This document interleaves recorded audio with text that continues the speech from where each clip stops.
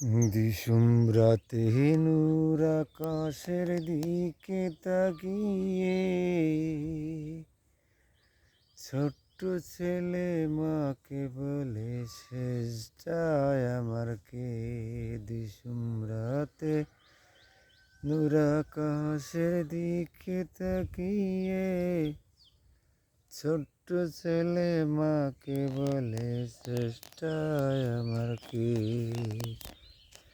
মা বলল ধৈর্য ধরো, যেদিন তুমি হবে বড় জানতে পারবে তোমার আমার সৃষ্টি স্বজনকে। দিশুম রাতে নূর আকাশের দিকে তাকিয়ে ছোট্ট ছেলে মাকে বলে চেষ্টায় আমার কে।